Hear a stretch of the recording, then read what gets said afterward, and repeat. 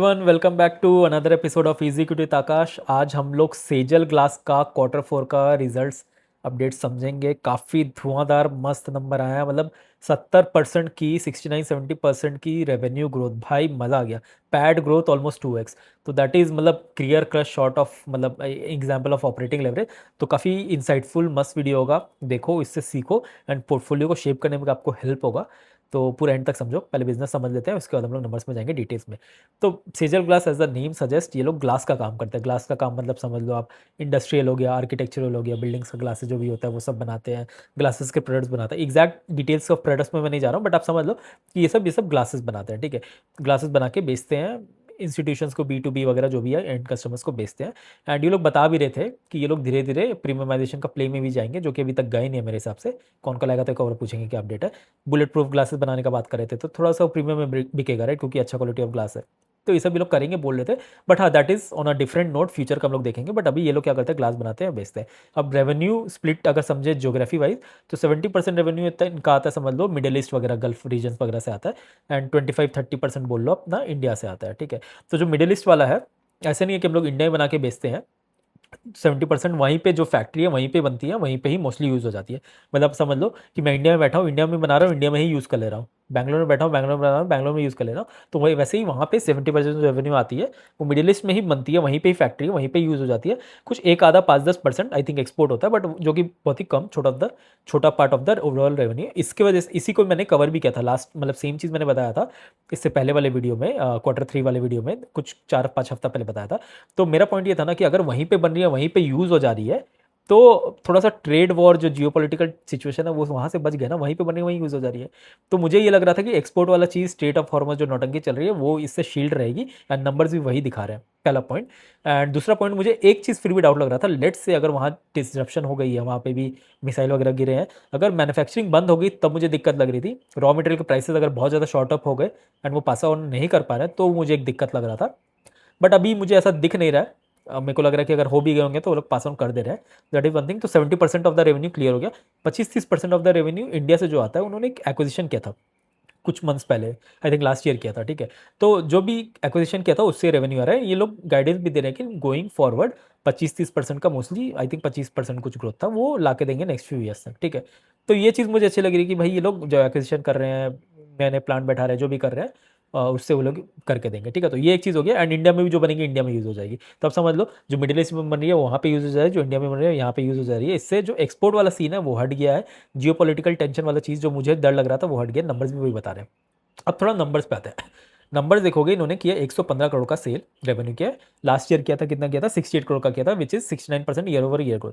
तो देखने में नंबर्स काफ़ी अच्छा लग रहा है। इबिट्टा लग क्या रहे हैं, इनफैक्ट इबिट्टा देखोगे वो 95% से ग्रो किया है। 18 करोड़, 18.5 करोड़ वर्सेज 9.5 करोड़। तो 95%, इसी को बोलते हैं ऑपरेटिंग लेवरेज। रेवेन्यू अपना भागा 70% का, प्रॉफिटेबिलिटी भाग गई 95% की। तो जब प्रॉफिट अपना, इबिट्टा अपना रेवेन्यू से ज़्यादा भागता है, तो बेसिकली आप कम मेहनत में ज़्यादा अगर प्रॉफिट करके देते हो, that is operating leverage. Leverage मिला, आपने लेवरेज यूज़ किया, मतलब थोड़ा सा डाला ज़्यादा आउटपुट आया, थोड़ा इनपुट डाला ज़्यादा आउटपुट आया, दैट इज लेवरेज राइट। तो यही होता है ऑपरेटिंग लेवरेज। पैड बोले तो पैड इनका आया करीब करीब ऑलमोस्ट 2x, 11.5 करोड़ इस बार आया, लास्ट ईयर 3.8 करोड़ से आया था। तो आप देख लो कि ये भी क्यों आया, क्योंकि इनका फाइनेंस कॉस्ट कम लगा है, डिप्रिसिएशन बड़ी नहीं है, ऑलमोस्ट सेम टू सेम रह गई है। तो इसकी वजह से ना उनको ऑपरेटिंग लेवरेज मिला, जो कि मुझे काफ़ी अच्छा लग रहा है। एंड नंबर्स भी काफ़ी अच्छा है। क्वार्टर और क्वार्टर भी देखूँ ना मैं, तो लास्ट क्वार्टर 101 100 करोड़ के आसपास करीब था, इस बार 115, तो 14-15% की ग्रोथ ले लो। अगर ट्रेड डिसरप्शन हुआ होता, अगर एक्सपोर्ट नहीं हुई होती, अगर कुछ भी नौटंकी चल रही रहती, क्योंकि मुझे याद है फरवरी 28 से ये वॉर सिचुएशन शुरू हुआ था, तो समझ लो पूरा मार्च इनका काम नहीं हुआ होगा अगर वॉर वाली सिचुएशन इनके लिए मतलब एप्लीकेबल होती। पूरा मार्च नहीं होना, और 2 महीनों में, मतलब जनवरी फरवरी में क्वार्टर ओवर क्वार्टर 15% की ग्रोथ, मतलब 100 करोड़ लास्ट क्वार्टर में किया 3 महीनों में।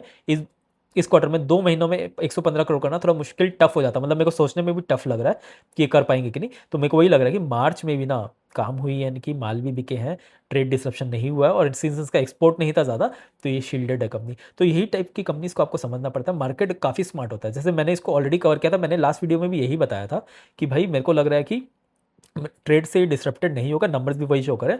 अब इसलिए भी आप देखोगे ना, मार्च के लो से ऑलमोस्ट ये कंपनी 70-80-100% भाग गई, ऑलमोस्ट 2x हो गई है। आप देख लेना नंबर जाके, मैं रिकमेंड नहीं कर रहा, मैं चार्ट्स वार्ट भी नहीं बता रहा हूँ।